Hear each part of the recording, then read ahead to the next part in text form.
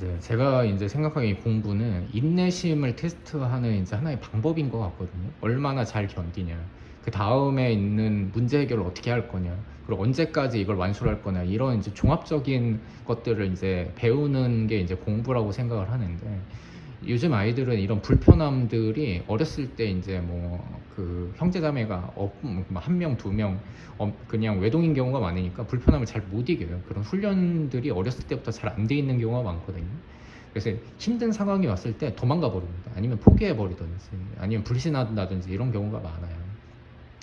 어느 정도에서는 이런 걸 무조건 해야 된다, 완수를 줘야 되는데, 요즘 아이들이 이제 좀 예전보다는 그 좀 소중하다 보니까 아이들 숫자도 적고 굉장히 이쁨을 많이 받잖아요. 그냥 원래 보호해야 될 것보다 조금 더 이제 가는 경향들이 있어요.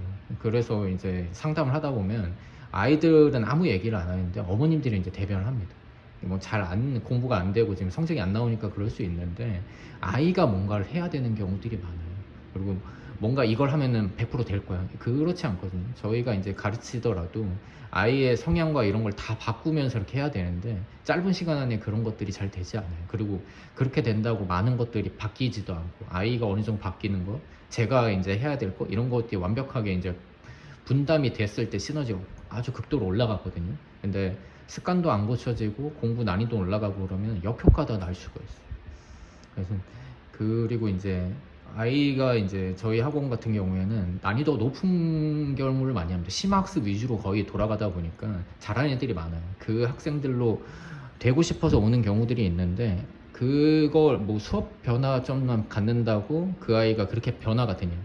어느 정도 변화가 있을 수 있지만 그걸로 완벽하게 변화가 되지 않아요. 아이의 이제 특성, 그리고 아이가 할 수 있는 정도, 그리고 꾸준하게 어느 정도까지 계획하냐, 이런 것들로 해서 만들어지는 건데, 그냥 아이를 더 높게 만들고 싶다, 이제 저학년 같은 경우는 그런 경우가 많거든요. 근데 그런 게 생각보다 쉽지는 않습니다.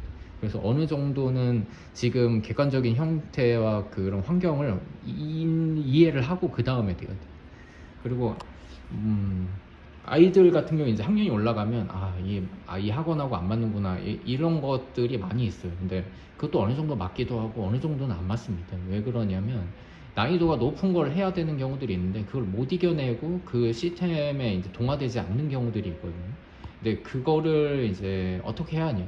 저도 이제 이 아이가 이 학원에서 이제 견딜 수 있는지 없는지를 처음에 많이 생각을 해봅니다. 그러니까 안 되는 경우에는 불가능하다 이렇게 얘기 드리고, 그리고 제가 할 수 있는 정도 여기까지라고 이제 선을 이렇게 그어드리거든요. 근데 그거가 좀 어떻게 보면은 좀 아플 수 있는 얘기인데, 근데 그 현실적인 거를 받아들이고 그 다음에 가야 돼요. 아이의 태도가 굉장히 중요하고 그 다음 것들이 이제 이어질 수 있는데, 태도가 안 된 상태에서 어려운 걸 주면은 더 갭이 커지면서 실패 확률 올라가거든요.